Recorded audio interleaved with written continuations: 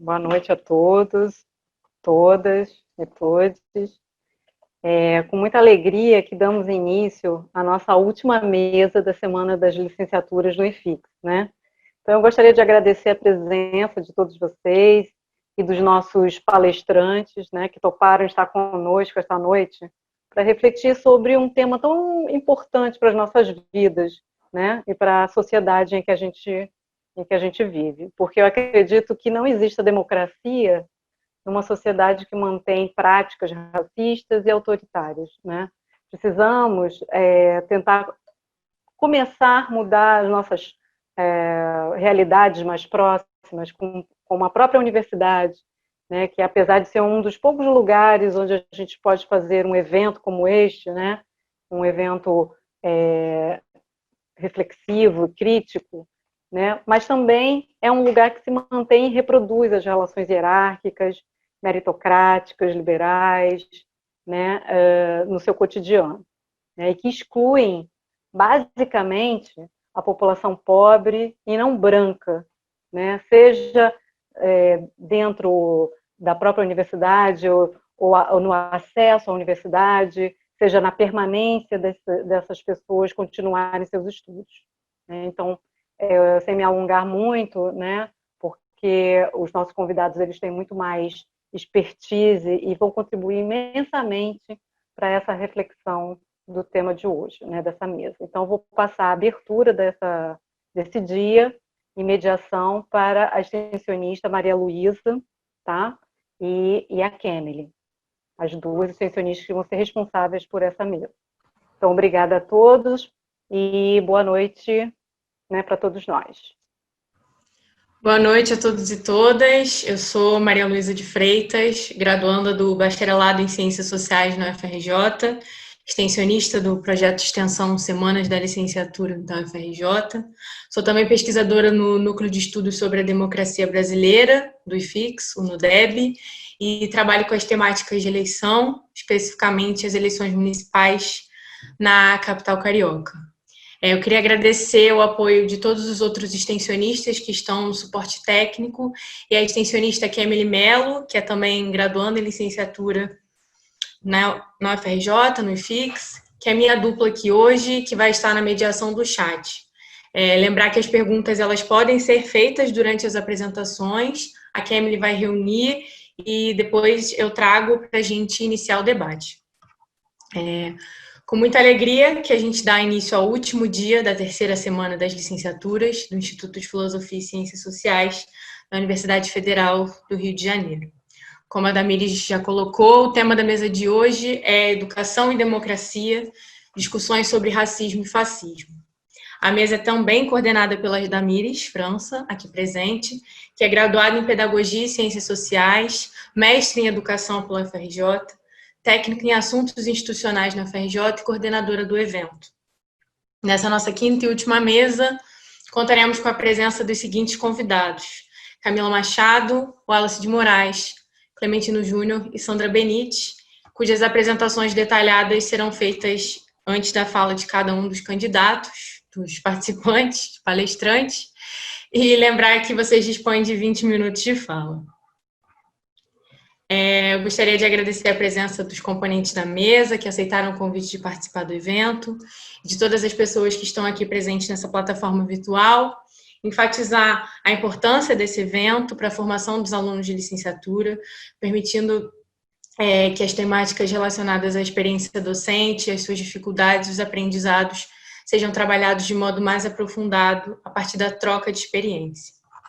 A terceira semana das licenciaturas também nos relembra a relevância das ações de extensão produzidas pela nossa universidade, que possibilita esse diálogo mais amplo com a sociedade para além dos muros da academia. Sendo assim, agora eu passo a palavra para a primeira componente da banca, a professora de Educação Infantil do Colégio Pedro II, Camila Machado. A Camila, que é doutora em Educação pela Universidade Federal do Estado do Rio de Janeiro, mestre em Educação também pela Unirio, membro da Associação Brasileira de Pesquisadores Negros, a BPN, integra o Núcleo de Estudos Afro-Brasileiros e Indígenas, o Grupo de Pesquisa Práticas Educativas e Formação de Professores e a Rede de Formação Docente, Narrativas e Experiências. Camila, agradeço pela sua palestra. Bom, boa noite a todos. Primeiramente, eu saúdo a ancestralidade, na figura das pessoas mais velhas que estiveram por aqui antes de mim e, de certa maneira, oportunizaram essa possibilidade de estar aqui, né, de chegar aonde eu cheguei. E agradeço o convite feito a mim pela Damires, por uma amiga em comum, a Maria, para participar desse evento, que me alegra muito compartilhar a mesa com as pessoas também que foram convidadas, o Clementino, a Sandra, o Wallace. Então é uma honra poder estar aqui compartilhando com vocês esse momento e com quem está do outro lado, que a gente não conhece, não está se vendo, mas de alguma maneira percebe aí a energia e a participação também. Maria Luísa, eu começo ou vai falar, cada um vai falar alguma vez ou posso seguir? Sim, você pode seguir, você tem 20 minutos de fala. Tá ok. Bom, como a Maria Luísa me apresentou, eu sou professora de educação infantil no Colégio Pedro II, em Realengo. Meu trabalho principal é com crianças de 3, 4 e 5 anos de idade. Desde quando eu me formei em pedagogia, eu trabalho com anos iniciais e educação infantil. E do mestrado para cá, eu também tenho atuado na formação de professores e tenho me dedicado a praticar e a estudar saberes e fazeres que possam enegrecer o cotidiano da escola de uma maneira que as referências africanas e afrodiaspóricas possam se fazer presentes, tanto na prática quanto nas discussões sobre a educação que a gente defende, almeja e deseja fomentar, né, e alimentar essas discussões no campo do cotidiano da escola. Então, eu acredito que o público, né, é o alvo da semana de licenciatura, né, seja os estudantes da licenciatura de Ciências Sociais e Filosofia, né? Então, assim, apesar de não ser minha formação inicial, são áreas que eu admiro muito pela importância que tem de ajudar a interpretar e questionar a sociedade em que vivemos. E que, de alguma maneira, também, assim como no campo da educação, né, também são áreas que têm sofrido muitas ameaças. Então, de alguma maneira, a gente vai se fortalecendo aqui, pensando não só o evento como um todo, pelas 5 mesas que tiveram, mas pelas temáticas que foram atravessando. Então, pensando no que nos une aqui, além de várias problemáticas sociais que nos colocam em comum, né, e pensando também como foco da educação, o recorte que eu vou fazer um pouco tem a ver com a docência e qual é o fazer educativo que a gente deseja, almeja, questiona e quer e se coloca em aprendizagem. Então, principalmente nesses temas de democracia, educação, racismo. Então, eu trouxe também algumas perguntas. Na verdade, vão vir várias, apesar de eu não ser da filosofia. Eu pensei assim, algumas perguntas que me inquietam e quero compartilhar e que a gente possa conversar. E com certeza muitas outras virão e acredito que a potência das perguntas está justamente nisso, né? Se a gente pergunta é porque está inquieto. Não necessariamente quer respostas, mas quer transformar essas perguntas em possibilidades de ação. Então, o que há de tão ameaçador nos conhecimentos negros e indígenas? Porque se tem medo e repúdio, há uma aproximação com o que esses povos podem nos ensinar. O que eles sabem de tão potente, profano, divergente e revolucionário? E o que a docência tem a ver com isso? Muito tem se falado em educação antirracista. O que isso significa para você? Então, pensando no currículo, né, que é um dos focos, a meu ver, né, assim, principais quando a gente vai falar de educação, tanto de prática como de construção do conhecimento, aprendizagem, metodologias. O currículo é um grande campo no qual é um campo de disputa de narrativas, o que entra, o que sai, quais são as escolhas, quem pensa o currículo, né, quem escolhe, né, e que autonomia os professores também têm, vão construindo para fazer essas escolhas. Mas pensando também que o currículo, por estar na educação e, de certa maneira, a escola, a constituição de escola, né, como uma instituição moderna, ela também é responsável por manter uma hegemonia do conhecimento. né, que conhecimentos são tidos como legítimos, quais que vão entrar para perpetuar ou desenvolver a sociedade de maneira no progresso e na ordem, né, com esses princípios. Então, também é um ponto, né, do currículo, e também de questionar como que esses conhecimentos entram na escola, né, como que esses conhecimentos vão fazendo parte do cotidiano. Estou falando aqui de escola básica, mas também a gente pode pensar aqui na universidade, né, o que tem lá na grade curricular, que esse nome já diz muito, grade curricular, então as coisas estão em caixas, elas pouco dialogam, desculpa, e que de alguma maneira colocam os conhecimentos em categorias. Ou vai ter um professor, uma professora que de certa maneira vai se dedicar a essa temática, e às vezes vai estar em alguma disciplina, não sei, aqui na pedagogia, por exemplo, é um tema das questões raciais ou dos conhecimentos indígenas e africanos que vão aparecer em determinados momentos num período de 4 anos, em 2 disciplinas, ou com alguns esforços de alguns professores incomodados e indignados como o currículo tem sido pensado na universidade. E a mesma maneira aparece na escola, né? Esforços individuais que vão potencializando essas discussões. Apesar da gente ter uma lei, 10.639, que ano que vem, né, já faz 18 anos, e que ainda, apesar de ser uma conquista, uma luta, pouco temos visto uma efetivação coletiva no sentido de escola, no sentido de ser pensado como um projeto político-pedagógico, onde vai estar lá discriminado que a escola assume esse compromisso. Então, os compromissos são muito individuais e são importantes ainda assim, são fundamentais, só que se perde a força, porque não tem uma coletividade, né? E a coletividade é um dos principais, pensando assim, como um valor civilizatório muito importante, um valor civilizatório afro-brasileiro, né, de que num comunitarismo, né, na união de esforços comuns, que é possível conquistar algo, e assim também chegamos à Lei 10.639. Então, pensando aqui no currículo de ciências sociais ou da filosofia, no ensino médio, que acredito que, se eu não me engano, a principal etapa de educação, né, de atuação, mas acredito que o ensino fundamental, o segundo segmento, também, talvez algumas escolas particulares, mas me corrijam depois se eu estiver errado.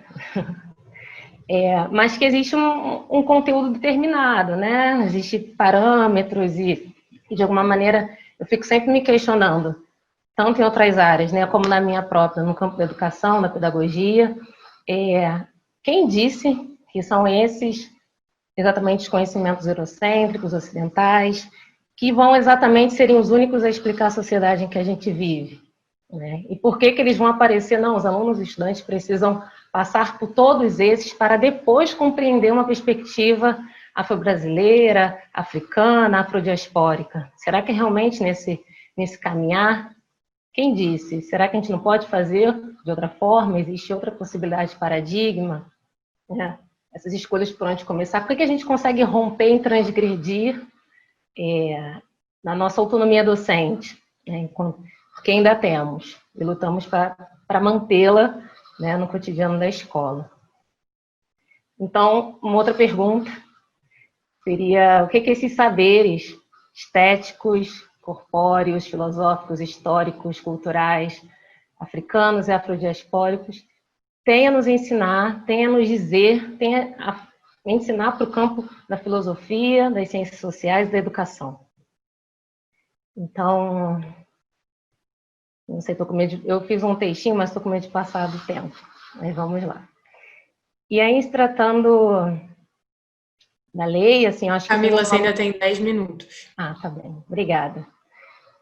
Pensando também, eu fiz aqui um pequeno esquema, rápido, assim, para a gente também conversar, que é de 3 pontos, do quais eu falei um pouquinho antes, né?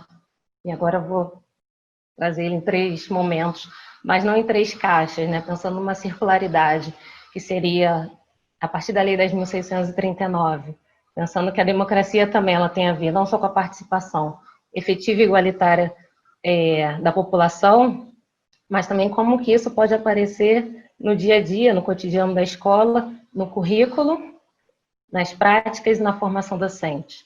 No campo do currículo, eu destaco uma contribuição, acho que muito potente, do professor Renato Nogueira, sobre denegrir a educação, que traz um pouco dessa discussão, né, desse conteúdo, em especial também no campo da filosofia, mas pensando na educação também como um grande campo. E aí de afirmar essa produção de conhecimento que não é de agora, né? Apesar de em alguns momentos eu perceber que as pessoas estão descobrindo alguns conhecimentos, isso é muito importante, porque o conhecimento ele tá aí, a gente vai se mobilizando a aprender a partir do que vai aparecendo e da motivação de querer saber mais sobre. Então, pensando principalmente que esses corpos produzem conhecimento histórico, conhecimento filosófico, do corpo, e que o corpo também diz muito de filosofia, tem um modo de pensar, né? Então, a presença do corpo também como algo muito potente no currículo, e como pensar nossas práticas, fazendo uma outra configuração de que o corpo não está estático, não está sentado, não está totalmente categorizado. Então, acho que é uma contribuição muito potente de pensar a partir dos saberes africanos, negros, afro-brasileiros. E, dentro do currículo, ainda a pluriversalidade, que acho que combina muito com o exercício da democracia. Então, a Lei 10.639, ela não vem para dizer exatamente que um conhecimento substitui o outro, mas para dizer que esses existem e que eles podem coexistir. Assim como no exercício de democracia, no qual a participação é efetiva, igualitária, sem supremacia ou dominação de um sobre o outro. No campo da prática, eu deixo a contribuição de Azoilda Loreto da Trindade, que ela trata dos valores civilizatórios afro-brasileiros, pensando na educação infantil, mas, para mim, tem muita potência de pensar o que a educação de crianças pode ajudar a pensar um ensino médio, por exemplo. Então, ela vai trazer esses valores como possibilidade de pensar práticas e metodologias. Então, como que a ancestralidade, a memória, o axé, a ludicidade, como algo que possa ser a ludicidade, o brincar, celebrar a vida, saindo do campo da educação infantil, que é o meu, do lugar que eu estou falando, mas como é que ele pode aparecer também em outros espaços e com jovens, adolescentes, adultos.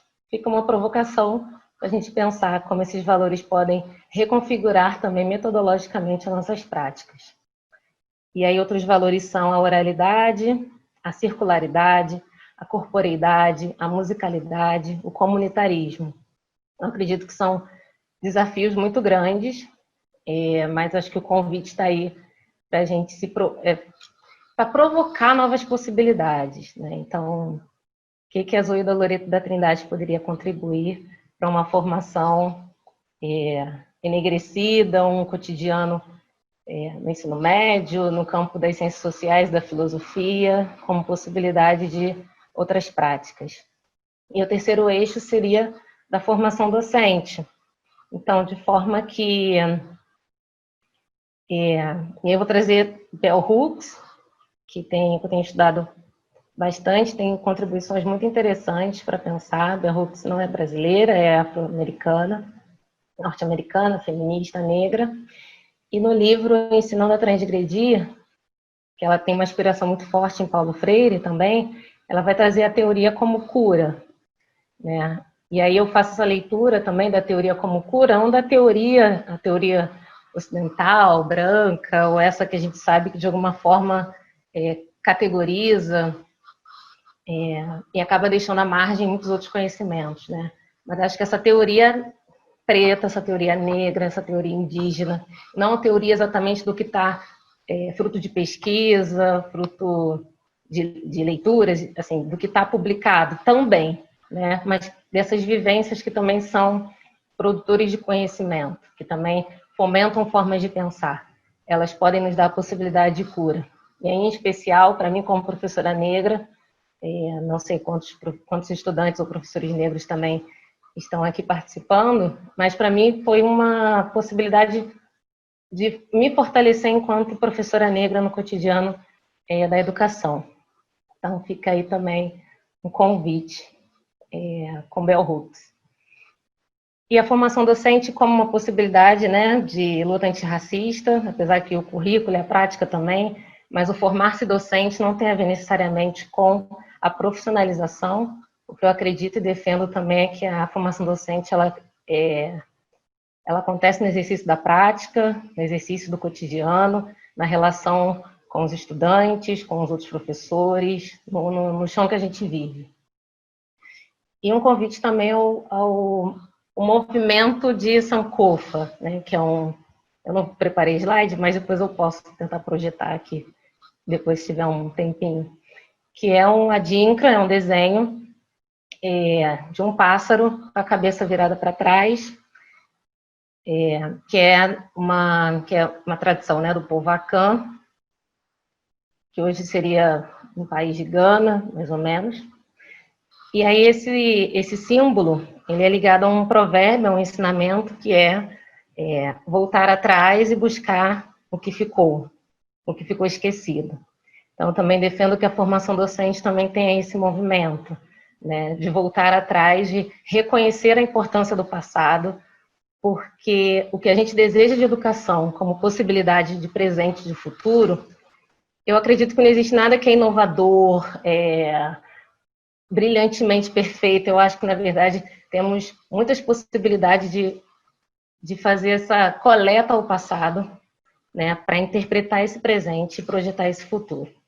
Então, eu acredito Camila, que... 4 minutos. Obrigada.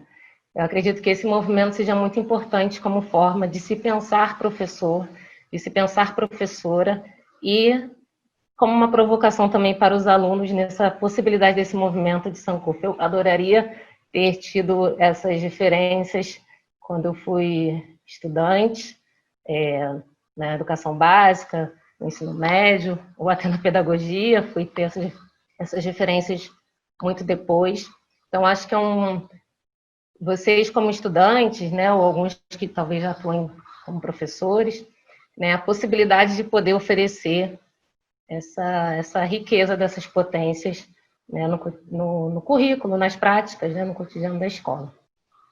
E aí fica o meu convite para que leiam literatura, literatura negra, literatura indígena, as produções independentes de cinema africano, afro-brasileiro, temos aí o Clementino Júnior também.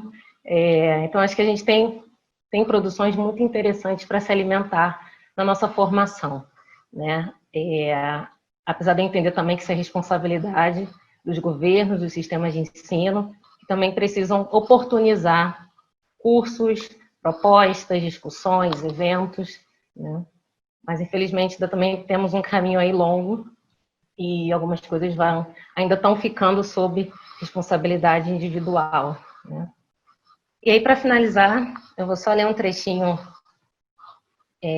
desse livro, O Dom da Infância, que é do Babá Baguete Atiqué, ele é do povo Bambara, e aí tem um pedacinho que ele diz assim: o conhecimento está por toda parte a seu redor. Ele pode pular feito sapo de uma pessoa para outra, de uma pessoa para um bicho, de um bicho para uma pessoa. No entanto, não é uma coisa que você consiga ver ou apanhar como uma borboleta ou um lagarto. Ele vem para você com uma única condição, que tenha o desejo de aprender. Então, muito obrigada pela escuta. Obrigada, Camila, pelas suas falas, pelas suas questões. Tenho certeza que elas vão contribuir para a gente construir essa mesa e pensar juntos respostas e encaminhamentos. Agora eu passo a palavra para o segundo componente da banca, o cineasta Clementino Júnior. Clementino, que é doutorando em Educação pela Unirio, mestre em Educação pela FFP, da UERJ, educador audiovisual e fundador do CAN, Cineclube Atlântico Negro, que exibe mensalmente desde 2008 filmes da diáspora africana. Agradeço pela sua palestra, Clementino. Então, boa noite. Saúdo a todos que estão aqui presentes, né, na nossa mesa. Agradeço a menção da Camila, agora na palestra dela. E é aquela coisa, né, o que falar sobre... Eu estava pensando muito assim, é aquele clichê, né? Eu não vim para cá sem saber o que falaria sobre racismo e fascismo, porque, na verdade, é uma coisa irônica. A gente se vê 24 horas por dia tendo que pensar, refletir e muitas vezes assim conversar sobre isso. Vou citar um fato que é muito constante. Quando você, por exemplo, é uma pessoa preta que convive em meios sociais majoritariamente brancos, eu então sou criado na zona sul do Rio de Janeiro e tudo, é muito frequente quando você senta com um grupo de amigos num bar, que aí tem outras pessoas que são amigos, dos amigos dela e tudo, o pessoal te apresenta, aquele negócio todo. Em algum momento você está falando sobre futebol, está falando sobre não sei das quantas, tudo mais, daqui a pouco surge o papo, a conversa do racismo. E aí uma necessidade das pessoas se demonstrarem descoladas em mostrar que elas têm uma opinião, é quase assim do tipo, para baixar a bola do incômodo de ter a mesa conosco conversando, então... vamos mostrar que não temos essa frescura, não temos mimimi, não temos nada assim, que somos todos iguais, começa aquele blá blá blá todo até o momento que alguém comete um equívoco. Isso faz parte do quê? Faz parte de uma péssima formação de pensar todas as pessoas realmente como iguais, que vem de uma construção errada desde o momento em que acontece o primeiro desastre ambiental das Américas e a primeira pandemia das Américas, que é quando o primeiro homem europeu pisou aqui.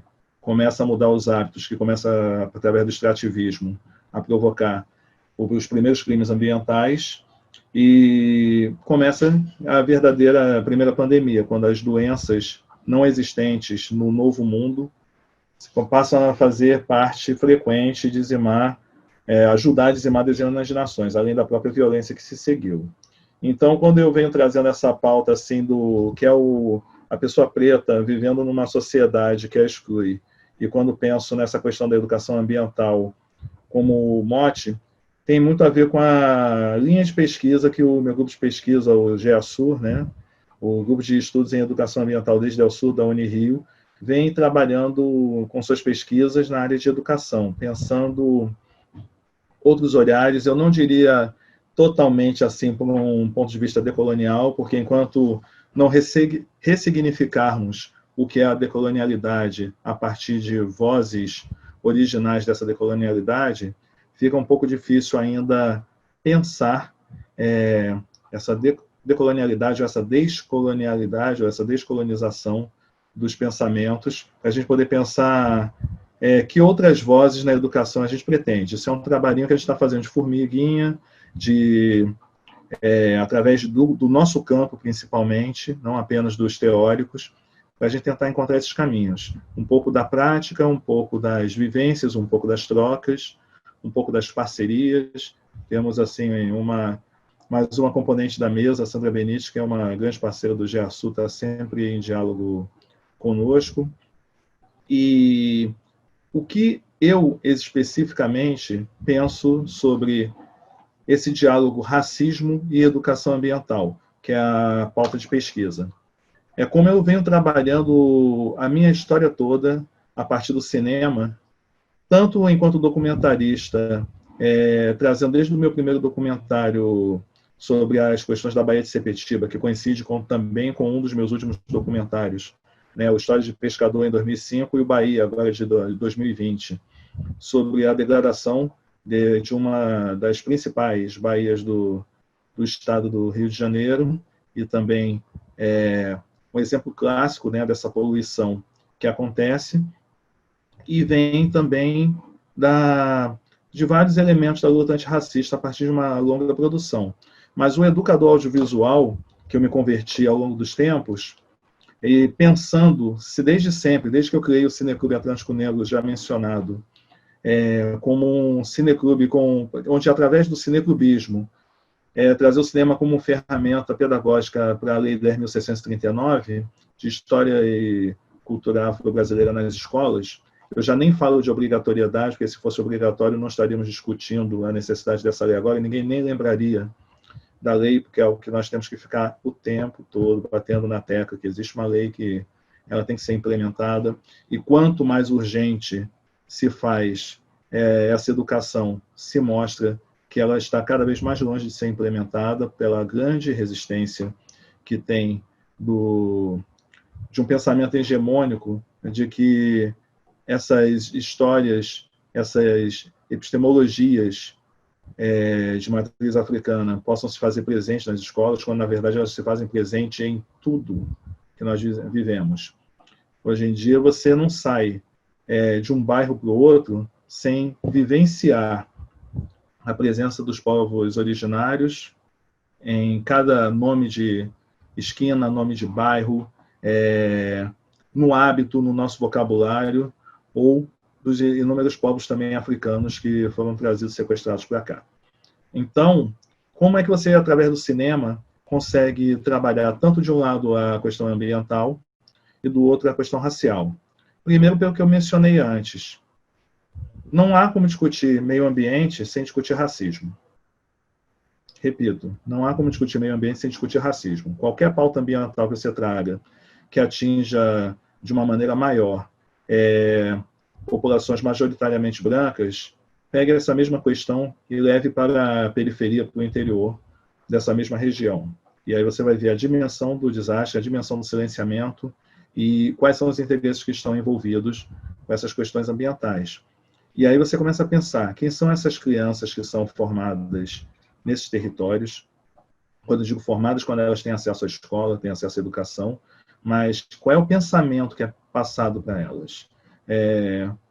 Qual é a dimensão do sentimento de estar no seu local e de entender o que o seu local, né, seu território, seu lar, sua rua, seu bairro, tem de diferente para outros locais, que são talvez mais privilegiados, mais saudáveis para se viver, têm uma melhor condição de vida.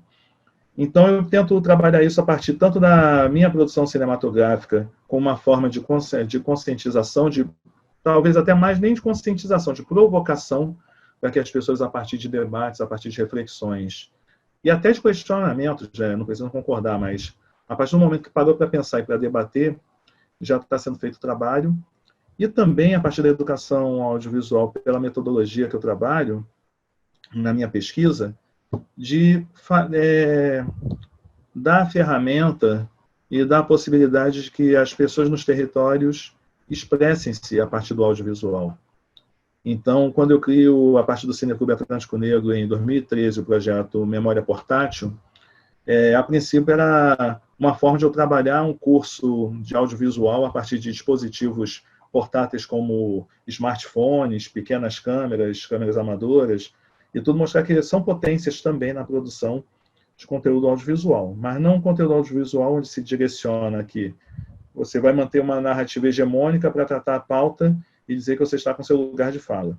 Porque dentro do seu lugar de fala, você pode já estar influenciado por narrativas estilo novela, por narrativas outras que não são aquelas convencionais, e pode simplesmente migrar essas narrativas para dentro da ferramenta do audiovisual, do cinema, produzir podcasts, produzir vídeos para a internet, ou pensar mesmo em produção de filmes autorais, pedagógicos ou não, didáticos, para memória, que eu acho que é o fundamental, por isso que o projeto se chama Memória Portátil, e principalmente memória porque a partir do momento que você consegue identificar e reconstruir o que é possível da sua raiz, você consegue saber o seu lugar no mundo e se posicionar em relação a tudo que o impacta, e, de outra maneira, você pensar a construção do futuro.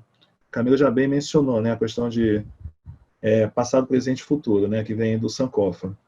Então, é aquilo, nós estamos no presente, construindo o futuro com um olhar no passado, mas os passos são sempre à frente. E o Memória Portátil vem sendo construído a partir dessa maneira. Eu vou pedir para soltarem um trailer do primeiro documentário que foi realizado numa oficina que eu fiz em 2013, em União dos Palmares, aí eu faço um comentário breve, venho construindo a partir de 3 exemplares do que desenvolvemos nesse projeto, como isso pode contribuir em pensar uma luta antirracista e antifascista. É o Abas do Muquem.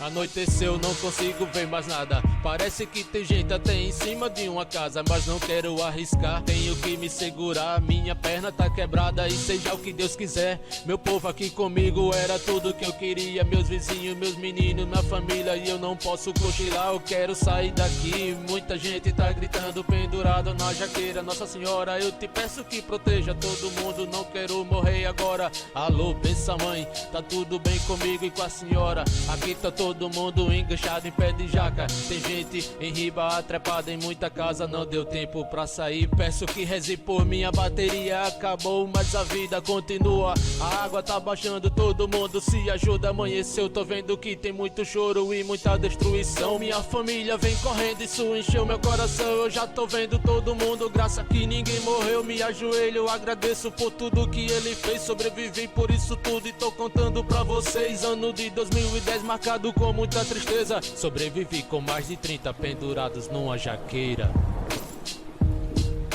Essa imagem é muito marcante, que esse documentário relata quando 30 pessoas aproximadamente, em União dos Palmares, em Alagoas, ficaram numa das últimas grandes enchentes do rio Mundaú, que quase destruiu o quilombo do Muquem,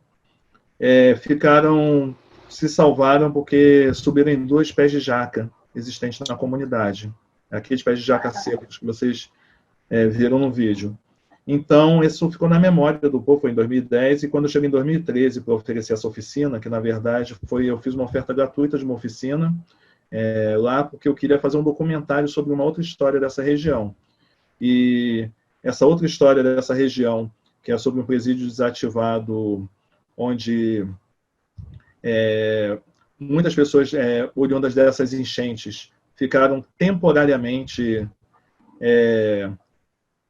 abrigadas, né, levadas pelo governo e abrigadas nesse presídio desativado, nessas celas, e algumas ficaram temporariamente até 20 anos, 25 anos, e por aí vai, e aglomerando gente, as casas populares não eram construídas, ou quando eram construídas, não eram oferecidas para essas pessoas, para serem reassentadas. Então, várias questões ambientais na região. E quando eu chego com essa oficina, surge essa história, por parte dos meus alunos que eram professores da rede, funcionários da Secretaria de Educação.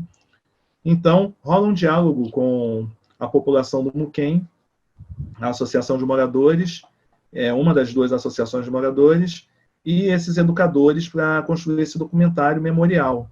E foi um momento crucial, porque logo depois de feito esse documentário, que para mim foi muito bom, é importante, foi a primeira vez que saiu um produto desse curso, teve um acontecimento que a prefeitura mandou cortar as jaqueiras, que elas tinham recebido até uma placa de homenagem, aí tinha umas guerras políticas, alguém tinha ido na encolha da noite e removido a placa. Nós conhecemos muito bem como é que são esses atos de remover placas de homenagem, né? Se fazem para uma pessoa importante, o que dirá para uma árvore que salvou 30 vidas.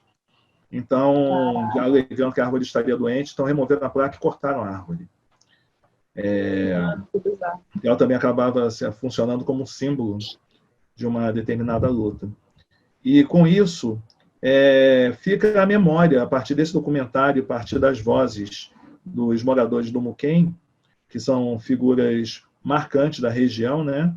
Ficam como legado a participação de crianças contando a história na visão delas, que eram muito pequenas quando aconteceu a enchente, 3 anos antes e tudo. Então, é uma maneira não formal de se pensar uma educação ambiental a partir do universo dos atingidos por barragens. E nesse mesmo espaço, eu ofereço essas oficinas de cinema de animação para as crianças desse presídio desativado, chamado Santa Fé, que virou um povoado, atendendo a pouco mais de uma centena de famílias que dividiam essas celas, né?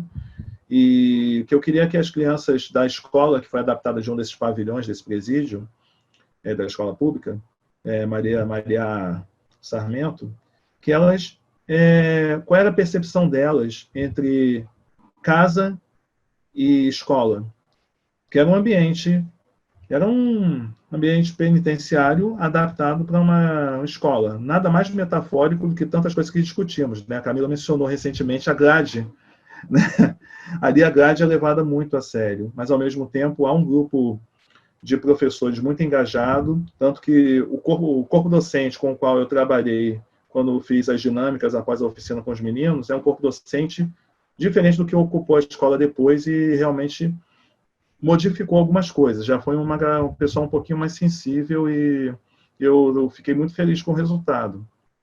E esse projeto de educação do Memória Portátil começou a se fazer mais presente em muitas das minhas formações, criando cursos de roteiro, cursos de produção audiovisual, e é muito natural que nos cursos do Cineclube Atlântico Negro, professores venham fazer o curso.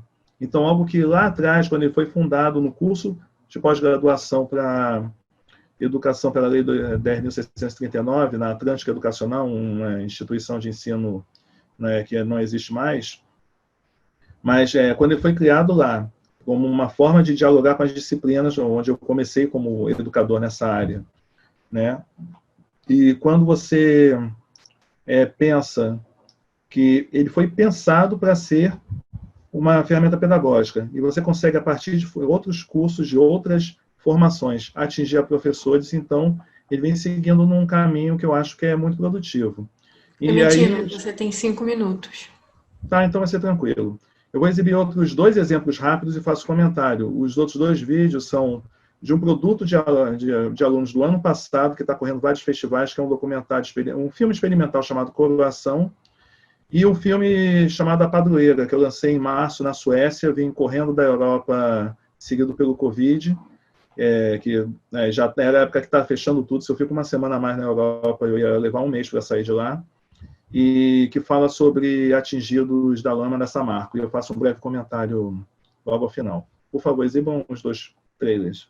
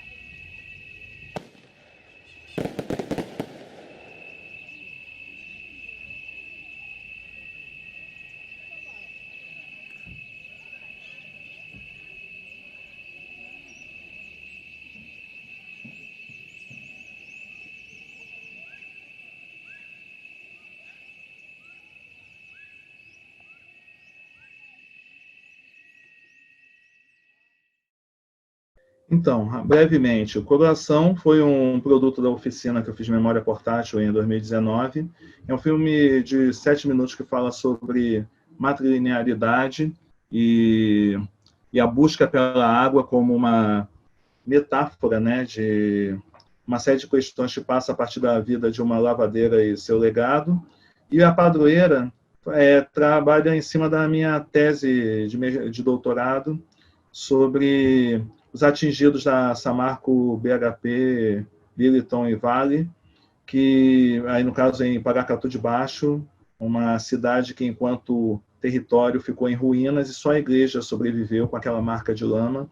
Então, como é que você cria uma pedagogia pensada para os filhos e netos dos atingidos dessa região, para que eles comecem a entender qual é a relação de fragilidade que o território deles tem em relação ao poder da mineração e como eles podem se prevenir a partir de uma participação ativa enquanto cidadã para evitar que coisas assim aconteçam. Então, a educação ambiental que eu penso enquanto efetiva luta antirracista é isso, e podemos trabalhar isso a partir de uma formação de professores qualificada, uma escuta sensível dentro dos territórios, e o audiovisual usado como ferramenta, como diria o Nicolas Miseff, né, de trazer o direito ao olhar, né, de uma contravisualidade.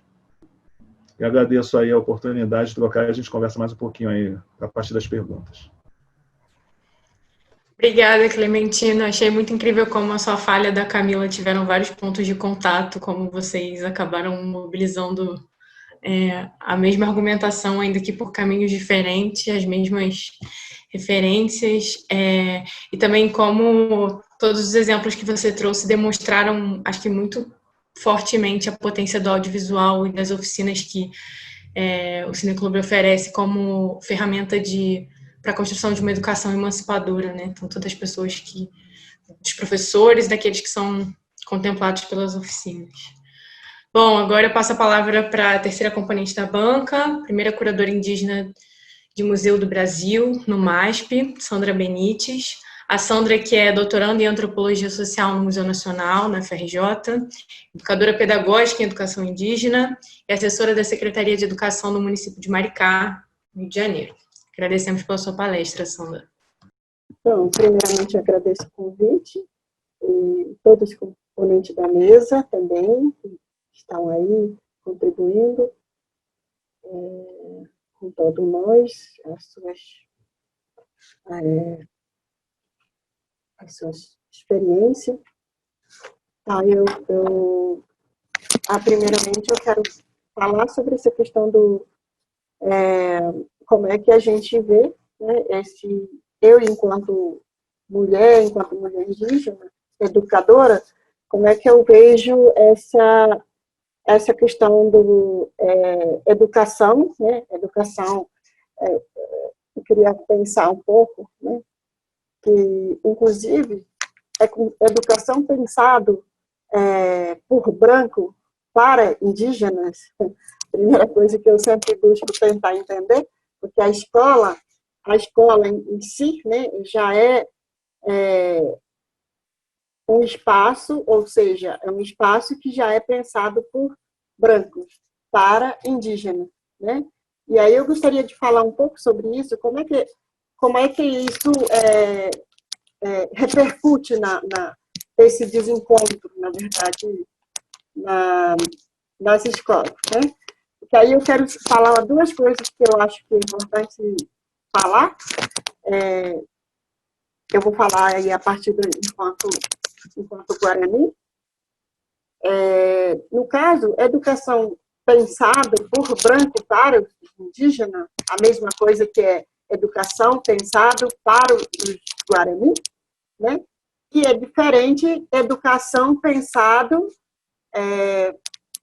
por Guarani para os Guarani. É diferente. São totalmente diferentes. São caminhos de desencontro. Existe caminho diferente, né? E aí eu quero falar rapidamente sobre essa questão do como é que essa educação pensada para os Guarani, por branco, pensado já é um equívoco já.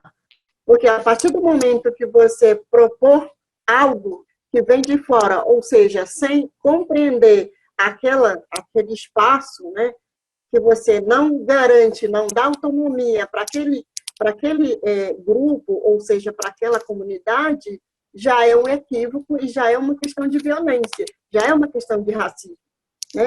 Você apaga todas aquelas questões, falando você assim, enquanto como que essa escola branca, né, apaga nossas crenças, nossas identidades, já vem com essa ideia de...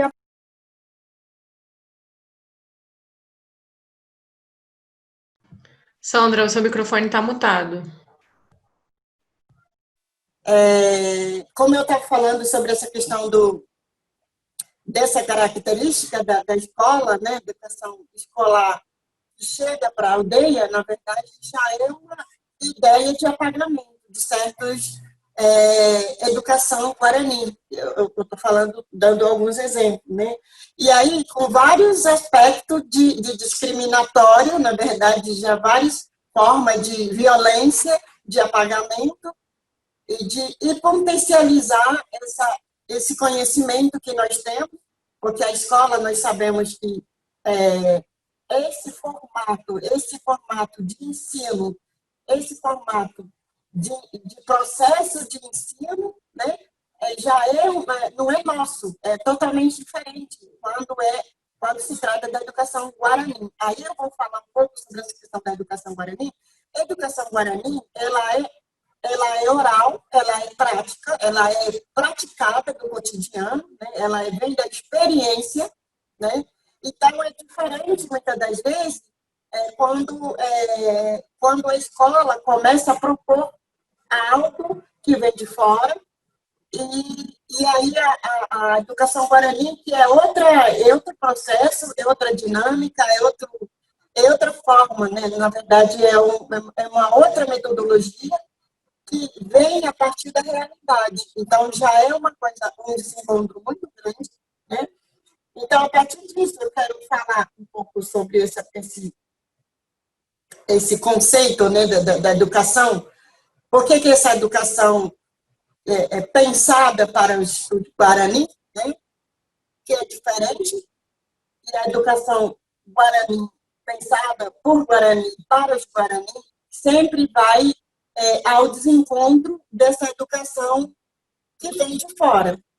E aí, pensando dessa lógica, né, eu não estou dizendo que a escola não é importante, eu estou dizendo que sim, é importante, mas é importante que a gente pense enquanto professores, enquanto comunidade, enquanto indígena, enquanto negro, a gente pensa, em primeiro lugar, a partir o que é educação de qualidade para nós, né? Independente do lugar que a gente está, né? Eu sempre procuro entender o que é educação de qualidade, de que educação que a gente está falando, né? De educação, qual a nossa ideia de educação, qual a nossa filosofia de educação, né? Então, eu acho que esse processo de fazendo essa pergunta, a gente consegue mapear, né, como o Clementino também mapeou algo que eu acho muito importante, e a própria Camila também falou um pouco sobre essa questão, e eu acho que isso é muito importante para a gente desconstruir essa ideia do branco que vem de fora para a gente, né? E aí isso sempre vai levar impacto porque é nossa forma de pensar, a nossa filosofia de ensino é uma outra metodologia, né? Então isso dá, por exemplo, quando a partir do momento que chega na escola ou na universidade ou qualquer instituição, espaço institucional, né? Eu acho que sempre vai provocar porque aquele que está exposta para nós é a partir daquele ponto de vista já querendo dominar, na verdade, já querendo dizer o que é importante para nós, né? sem nós escutar o que é importante para nós. Então, eu acho que isso um pouco... Essa é uma provocação que eu estou tentando fazer. E aí, pensando nessa lógica, né, da questão da educação, o Guarani, eu queria assim, dar alguns exemplos rápidos, né? Por exemplo, para nós, Guarani, a educação de qualidade é você passar por todo aquele processo de rituais de passagem de criança para adulto, de juventude para adulto. Então, tem vários processos rituais que a gente pratica. E esses rituais têm muito a ver com a questão dos elementos da natureza que está em torno da gente, porque nosso corpo não está desassociado dos elementos da natureza. Na verdade, esses elementos ela é uma referência para a gente continuar produzindo o nosso conhecimento, que a gente acredita, que é a forma que a gente acredita e da forma que a gente pratica, na verdade, né? Isso são produção de conhecimento a partir dessa relação que não é apenas só o espírito humana, digamos assim, mas também o espírito não humano, por exemplo, quando a gente faz ritual, né? Ritual para ir pescar, por exemplo, os meninos geralmente praticam esses rituais para pedir para Ijara, né? Ijara quer dizer pedir permissão para que eles possam retirar esses peixes para consumir. E aí a gente tem várias outras explicações que tem a ver com o nosso conhecimento, a nossa forma de acreditar, a nossa cosmovisão, né? Então todo abarca todas essas questões. E aí, avançando um pouco dessas questões, já indo para a universidade, por exemplo, né? A academia, por exemplo, a academia também, pelo que eu entendi da minha experiência, né? Eu acho que é super importante falar dessa fragilidade da academia que não consegue admitir, né, esses conhecedores ancestrais como professor nas universidades, né? Como, por exemplo, tem muitos Guarani, anciãs e anciões que sabem dessa prática, desse ritual do dia a dia, de lado da aldeia. Então, às vezes, muitas das vezes, eles não sabem nem falar português, mas eles têm uma bagagem enorme que pode transferir, na verdade, que isso pode não, eles transferem isso no dia a dia para os mais jovens, né, esse conhecimento.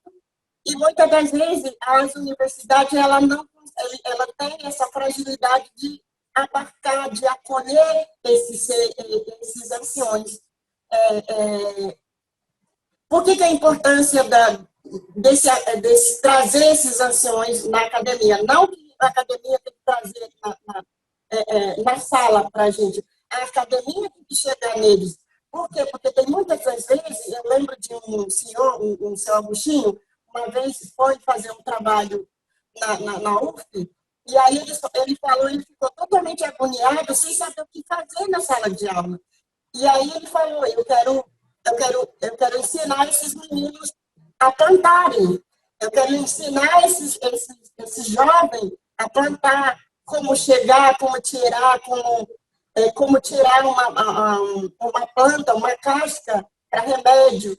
Então, quer dizer, e a universidade não tem eu acho que esse equipamento, né, para receber esses anciões. Então, é super importante. Então, se a gente vai desconstruir, ou seja, se a gente vai fortalecer o nosso conhecimento enquanto Guarani, enquanto comunidade quilombola, enquanto cangangue, enquanto caiçara, enquanto da cidade, né, que tem vários grupos, né, que também tem indígena também na cidade, né? Então, se a gente quer garantir fortalecer esse conhecimento, a gente precisa trazer, ou seja, abrir as portas para esses anciões que muitas das vezes não sabem falar português correto, como diz próprio meus parentes, falava, eu não sei falar português correto, não é para falar correto, é para aí sim a gente entender e se adaptar à forma deles, a forma que eles falam para a gente entender essa importância do conhecimento que eles têm para repassar para a gente. Então, se a gente não construir essa ponte, é difícil a gente também quebrar, né, esse preconceito, né, essa discriminação que muitas das vezes, o próprio espaço da instituição, onde a gente deveria desconstruir essa discriminação, mas a gente, muitas das vezes, por falta de fôlego, talvez, né, a gente não consegue desconstruir esses espaços. Então, para desconstruir de fato, não adianta me trazer para a universidade, falar que eu estou aí, se não for para desconstruir, ou seja, se não vai dialogar de fato comigo enquanto Guarani, enquanto mulher Guarani. Então, eu acho que isso é uma coisa assim que eu trago sempre uma provocação, né? E aí, eu acho que, já concluindo a minha fala, que eu não tenho muita coisa para falar, mas eu acho que eu pensei mais nesse sentido, né?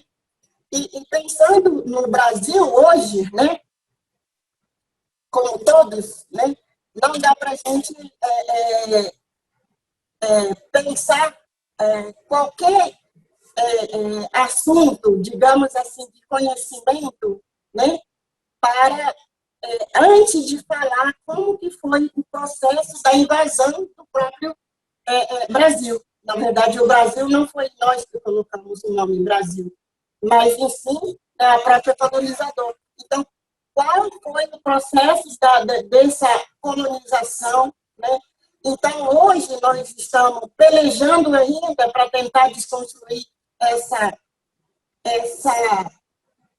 invasão, essa colonização violenta que aconteceu durante esse processo até hoje, né? Então, muitas coisas estão envolvidas. A partir do momento que a gente conta esse processo da colonização, a partir da nossa voz, a partir do nosso ponto de vista, a partir da nossa experiência, enquanto negro, enquanto indígena, eu acredito que a gente pode pensar uma outra forma de a gente contar, inclusive, a própria história, né? Porque eu acredito que é muito apagamento, é muita violência de silenciamento que existe ainda até hoje, né? Então, eu acredito que nós podemos, enquanto esse intelectual, né, independente daquilo que a gente faz, eu acredito que é importante a gente pensar de contar esses dois aspectos, de história de dois aspectos.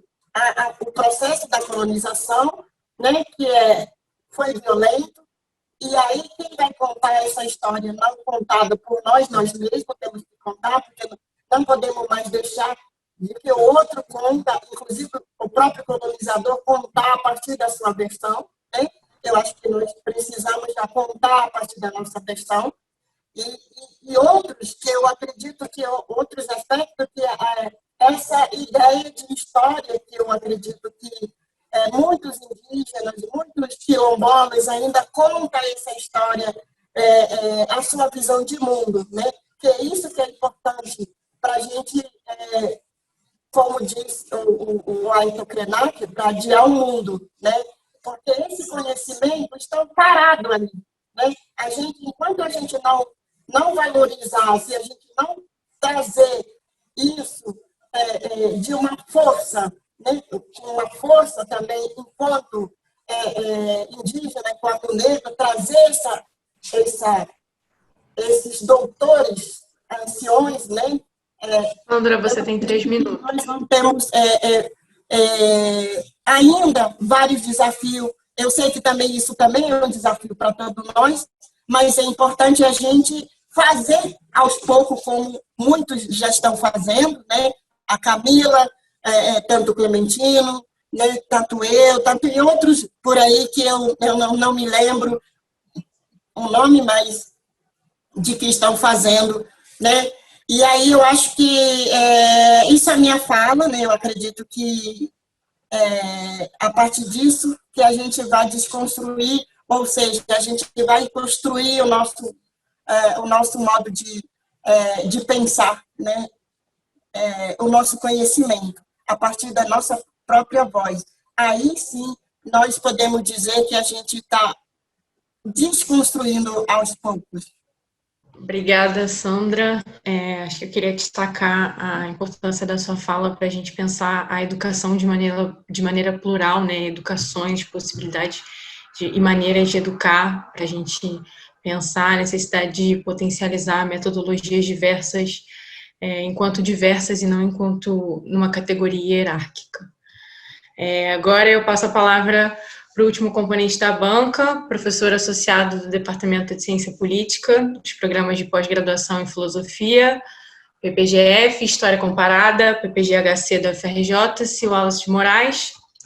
O Wallace é pesquisador membro do Instituto Nacional de Ciência e Tecnologia, editor da revista Estudos Libertários, UFRJ, líder dos grupos de pesquisa Observatório de Trabalho na América Latina, o OTAL, Coletivos de Pesquisas Decoloniais e Libertárias, o CPDEL, ambos da UFRJ, bacharel e licenciado pela UFRJ, com pós-graduação Lato Sensu em História Comparada pela UF, e coordenador da coleção 2013, Governados por Quem? Diferente Plutocracia nas Américas, e autor do livro 2013, Revolta dos Governados, ou para quem esteve presente, Revolta do Vinagre. Agradeço pela sua palestra, Wallace. Opa! Então, primeira questão, boa noite a todos, né? Quero agradecer muitíssimo aqui o convite da Damires França para estar aqui nesta mesa, assim, nessa ilustre mesa. É um enorme prazer estar aqui com a Maria Luísa, vulgo Recreio, que foi minha aluna, que participou do OTAL, que tem um lugar muito importante lá no nosso grupo pesquisa. E é muito legal assim, encontrar essa mesa composta por negros, né? Negros, negra e uma indígena, assim, e coordenada por uma mulher. Assim. Então, acho que isso é uma mesa absolutamente decolonial, né? Vamos dizer assim. Nada comum nessa universidade nossa racista, ocidentalizada, né? Preconceituosa e que exclui a todos nós e a todos os nossos antepassados dos seus currículos universitários, né? Todos os nossos ancestrais, vamos dizer, nesses termos. Bom, então, eu quero acho que é muitíssimo importante então, que essa semana de licenciatura tenha essa mesa assim, para que as falas negras, né, tenham algum tipo de espaço, né, indígena, tenham algum tipo de espaço nessa universidade, mesmo como, quer dizer, no mesmo momento que ela é excluída dos currículos. Então, assim, muito parabéns a Damires e aos organizadores. Bom, eu a fala preparei, quer dizer, pensei numa fala que a mesa tem vários temas, né? Daria para a gente dar uma palestra sobre cada tema desse, né? Então, educação, democracia, né? E racismo e fascismo, né? Quer dizer, então, um ponto só desse já daria um amplo debate de horas e horas, né? Eu vou tentar aqui alguma medida contemplar, e aí vou ter que, por questão de método, vou ter que ser mais breve para discutir um ou outro, para a gente depois, se for o caso, a gente aprofunda no debate. Tá? Bom, então acho que não dá para discutir educação, democracia e fascismo sem discutir racismo. Tá? Então acho que o meu método de fala aqui, de discussão com vocês, vai ser a partir de discutir um pouco de racismo e depois a gente vai tentar, vou ver se dá tempo para discutir os outros pontos. Então, aspecto fundamental assim, que é uma literatura que eu tenho trabalhado nos últimos tempos, né, nos meus últimos cursos, que eu, inclusive estou ministrando agora, aqui na UFRJ, é sobre literatura decolonial. Né? E essa literatura foca na ideia da criação de raça, né, a partir da conquista das Américas. Então, esse é o primeiro ponto. Assim. Então, até então, não existia racismo, porque não tinha ideia. A própria ideia de raça foi criada em 1492, né, quando os espanhóis chegaram aqui, e depois quando os portugueses chegaram aqui. aquilo que se convencionou chamar de Américas, né, como a própria Sandra Benítez acabou de colocar, e depois aquilo que se convencionou chamar de Brasil, aqui por Pedro Álvares Cabral e companhia. Bom, então esse processo foi um processo que acho que os colegas que antecederam já falaram em alguma medida, tangenciaram isso, é um processo absolutamente violento, né, um processo, enfim, uma violência sem tamanho, sem igual, né, os maiores holocaustos da história da humanidade, né, se não o maior, foi a destruição da cultura, dos corpos, enfim, de tudo que significava para os indígenas e os diversos povos indígenas que aqui habitavam as Américas, né, e também para os diversos povos africanos que foram sequestrados, grande maioria, trazidos para cá para produzir riqueza, para os brancos governantes. Isso é um fato histórico. Até aquele momento, não existia a ideia, o europeu não se reconhecia, já falei isso em vários debates, né, mas o europeu não se reconhecia enquanto branco. Não existia isso, eu sou branco, o negro não se reconhecia enquanto negro ou enquanto preto, e o indígena também não se reconhecia, não existia isso. Então, a primeira identidade colonial é a ideia da criação do índio, né, ou do indígena. Aí ele é índio, né? Então, foi a primeira identidade colonialista, a primeira identidade moderna, né?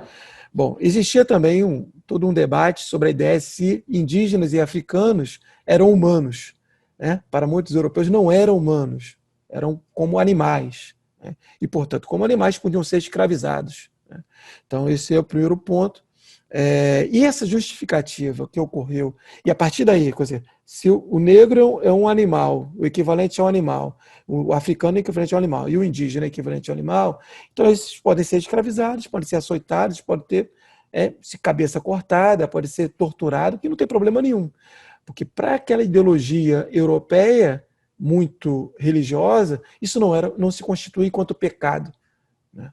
Então, esse é o primeiro momento desse contato, dessa conquista da América e do consequente extermínio de indígenas, de negros e todos, desde então, negros e indígenas, né, até hoje, né, a sociedade, eles são bem aceitos desde que estão dispostos a trabalhar e produzir riqueza para o branco dominador. Se não estiver nesse patamar de produzir riqueza sem reclamar, né, ou seja, ser explorado sem qualquer tipo de problema, né, aí tem outras instituições que foram criadas para ele. Uma instituição principal é prisão. Assim, toda a cidade, o próprio Krenak já falou isso, né, como a Benítez acabou de citar. Krenak fala assim que chegava, os europeus fundavam a cidade, a primeira coisa que se funda é criar uma prisão. E a prisão é uma instituição extremamente europeia, desse Estado moderno que vem dominar e exterminar negros e indígenas aqui. Bom, depois disso, além da prisão, você tem a força de repressão, quer dizer, aquilo que o Fanon fala, diversos textos, inclusive no Condenados da Terra, que acho que é um dos seus melhores, né, a falar que a ponta de lança desse processo de escravização, de humilhação, de destruição de corpos e da cultura, né, aquilo que o Grossfogel vai chamar de genocídio, né, genocídio não só dos corpos, mas genocídio também intelectual, de negros e africanos e de indígenas, né, ele ocorre por conta do militarismo, né? Então, assim, são os militares, e aí desse Estado moderno, nascente Estado moderno europeu, que vai cumprir esse papel dos piores possíveis, né? Eu já falei em várias questões, várias lives que a gente tem construído lá no meu canal, mas não custa nada dizer que os autores que a gente estuda aqui na universidade, e eu dou aula aqui no curso de Ciências Sociais, né, também na filosofia, também na história, aqui do IFIX, né, os autores considerados clássicos, a sua grande maioria são racistas, né? O pai do liberalismo, por exemplo, John Locke, era racista porque era proprietário de escravos. Então a gente não pode esquecer disso.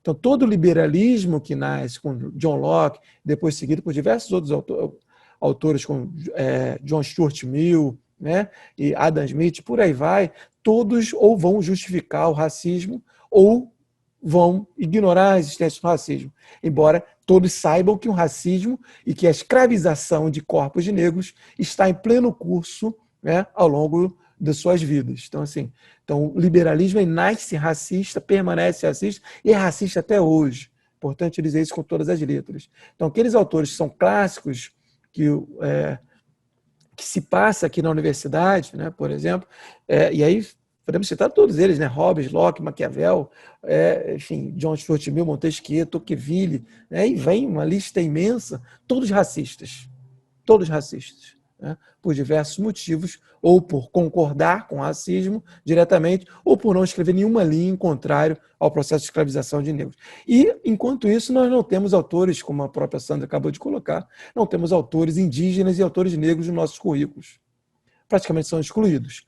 E aí, essa exclusão desses autores negros e indígenas constitui-se um conceito que é muito caro, e o Grossfogo tem tratado ele, eu gosto muito, é o conceito de racismo epistêmico. Então, esse racismo epistêmico é o que vigora na nossa educação. E aí, indo um pouco ampliando agora, saindo um pouco do racismo, né, e indo um pouco para o tema da educação, que eu acho que é outro polo que é do nosso debate de hoje, a universidade e a escola, é importante a gente ter muito claro isso. A universidade e a escola são instituições racistas também.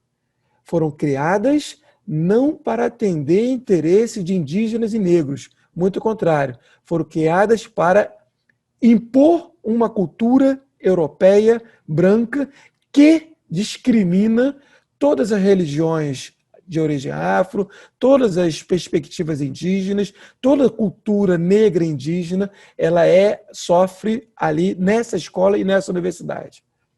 Não, a gente pode ter exceções, e temos exceções aqui a colar. O grosso, o fundamental dessa universidade é que ela é racista e a escola também é.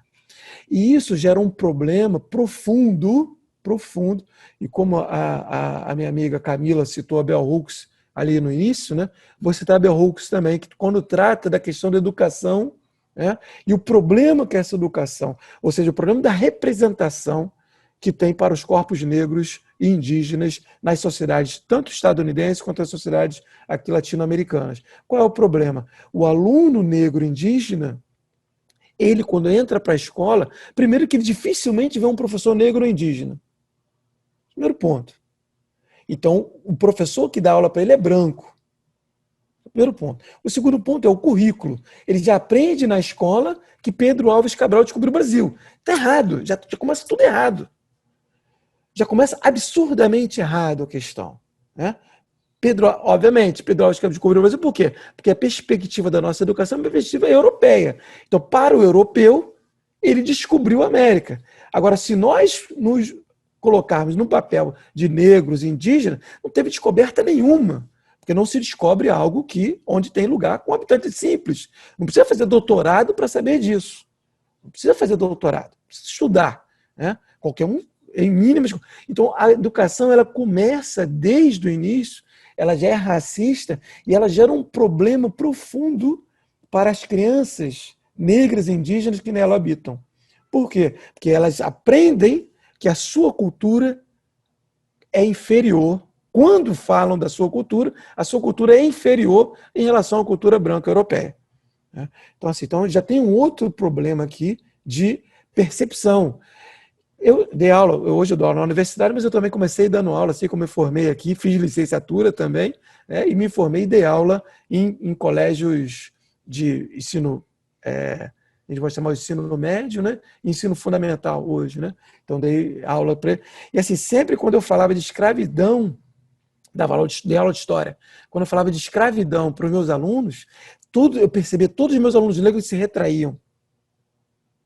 Uma questão automática. Era um retraimento automático. E eu, muito preocupado, eu tinha que me afirmar enquanto professor negro, né, enquanto tentar valorizar a cultura, aquela questão toda que a gente busca fazer ali, mas automaticamente porque o aluno já se sente inferiorizado a partir desse processo. Então, veja, a escravização de corpos negros, ela gera um problema até hoje para as nossas crianças. Veja, para nós adultos, a gente já está um pouco calejado, né? Já está, como diz meu pai, né? A gente já é cobra criada. Mas para a criança, isso é de uma maldade que não tem tamanho. Então, ela já cresce na educação, né, sobre um trauma de inferioridade, de que seus antepassados foram escravizados, e veja, os antepassados não são vistos como heróis, não, são vistos quase como bichos. Era escravizado porque era inferior. E não se discute. Quer dizer, então aqui a gente, nas escolas, né, e nas universidades, a gente não discute o papel coisa muito rara, né? Discute o papel dos quilombos, o papel dos mucambos, o papel da Confederação dos Tamoios, realizada pelos indígenas aqui na resistência ao colonialismo, né, à colonização. A gente não discute, enfim, esses papéis históricos do povo brasileiro, de negros e indígenas. A gente sempre olha do ponto de vista superior. Quando a gente estuda a história que chama geral, né, no ensino médio, ou que a gente chama aqui da história europeia, ou história mesmo, geral, a gente estuda a Revolução Francesa, a Revolução Industrial, a Revolução Inglesa, a Revolução Russa, mas ninguém estuda a Revolução do Haiti. Isso é o que eu tenho chamado lá nos meus últimos artigos de historicídio. O historicídio significa assim, apagar exatamente da história ou do estudo histórico os fatos que diz respeito à valorização da cultura negra indígena ou diz respeito à resistência negra indígena contra o colonialismo. Ou seja, então, por que eu falo, e aí tenho utilizado muito o termo de colonialidade, né? Colonialidade do poder, mas não só colonialidade do saber, isso aí a gente pode chamar também de colonialidade do saber. O que significa isso? Significa quando a gente aprende a cultura europeia e a gente não aprende a cultura indígena, negra, africana e por aí vai. Né, ou latino-americana, que a gente puder ampliar um pouco mais. Isso acontece em todos os lugares, escolas e universidades. Já que nós temos aqui agora, tínhamos ainda há pouco 50, tem 56 aqui alunos assistindo isso, eu quero que vocês reflitam sobre o currículo que está sendo passado para vocês nessa universidade. Quero que vocês reflitam sobre isso. Se vocês aprendem, e aí são cursos de ciências sociais, se vocês aprendem muito mais, ou quase que somente, autores europeus, e não só autores europeus e homens brancos, obviamente. Né? E para além você disso... tem 5 minutos. Ih, rapaz, já? Caramba, que pena. Tá bom. Então não vai dar tempo de falar do fascismo nem da democracia, né? Mas enfim, a gente fala no outro momento. Então é isso. Assim, então, se você está aprendendo com autores ou sobre autores que são todos europeus brancos, normalmente capitalistas e normalmente que eu chamo de estadolátricos, ou seja, não consegue pensar para além do Estado. E aí eu digo que para todos os negros que estão aqui assistindo, não teve instituição mais cruel, pior do que o Estado para todos os nossos antepassados. Foi o Estado moderno, europeu, que nos escravizou, que nos matou, que nos exterminou, que nos humilhou e que nos subordinou. Para aqueles que conseguiram sobreviver. Foi esse Estado europeu. Por meio de leis, por meio de polícia e por meio de prisão. Tudo isso instituição estatal. Para nos colocar num papel subalternizado na sociedade. Produtor, com mero produtor de riqueza para os governantes, que eu chamo de governantes brancos. Então, assim, é isso, esse é algo para a gente poder pensar. Né? Quero que vocês pensem. Além do mais, quero dizer outra coisa, já que não vai dar para falar de fascismo, mas se tiver pergunta eu falo. O capitalismo foi outro sistema estruturado sobre a exploração de negros. Exploração fundamentalmente de negros e também de indígenas. Isso é outro ponto para a gente entender. O capitalismo é um sistema europeu de produção de mercadoria que sem a escravização dos corpos negros não existiria. Sem a conquista das Américas, não existiria nos moldes que existe hoje. Foi essa escravização que fez da Europa e de determinados países europeus, né, como centro do mundo, que até então não eram. Né? Então, assim, não sei se, para mais ou menos concluir, quais foram os nossos maiores algozes da história dos negros antepassados, né, dos nossos ancestrais? Estado, capitalismo. E aí tem um processo também imposto, que é um processo patriarcal, ou do patriarcado, que eu chamo de patriarcado branco, porque não dá para a gente falar de patriarcado sem falar que o patriarcado é branco. Né?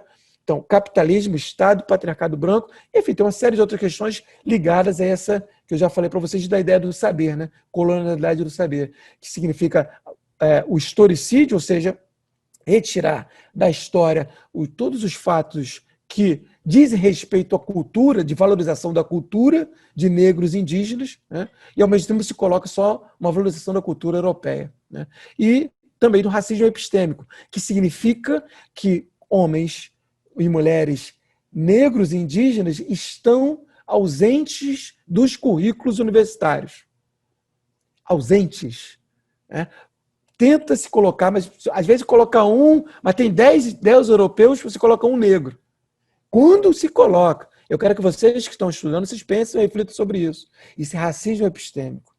Então, assim, como mudar isso? É necessário mudar, é necessário se organizar, é necessário reivindicar para pôr abaixo esse tipo de saber eurocentrado nesta universidade ocidentalizada, racista, colonialista, enfim, capitalista e estadolátrica, né, para dizer nesses termos. Tem mais um tempinho? Recreio para falar? 2 minutos? 1 minuto. 2 minutos. 2 minutos? Beleza. Bom, então é isso. Então, nesses termos, não tem como existir democracia. Então, o termo democracia é uma farsa. Você votar de 4 em 4 anos é farsa. Farsa. Você está só legitimando um sistema que foi feito para lhe oprimir, para nos oprimir. É simples assim. Por quê? Porque não tem democracia, porque nós não governamos em lugar nenhum. Significa apenas que nós estamos... E sair da imagem, é isso? Acabou o tempo, eu saio da imagem assim mesmo? Não, está aparecendo não, normal. É você que está aparecendo para mim. Tá. Então, significa que nós não governamos em lugar nenhum, nós somos governados o tempo inteiro. E o fascismo, para concluir, já que eu ia falar, se ele quer falar rápido, né?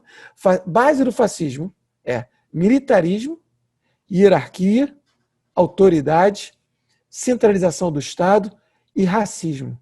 Ou seja, o fascismo é uma das representações maiores da ideia do colonialismo que começa em 1492. Portanto, o racismo perpassa por todo o fascismo, desde sempre. É isso. Tá. E eu quero convidar a todos, tem um canal do meu grupo de pesquisa no YouTube, tá? Que é CPDEL,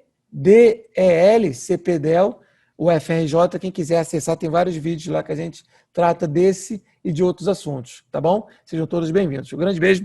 Obrigado, Maria. Desculpa passar o tempinho.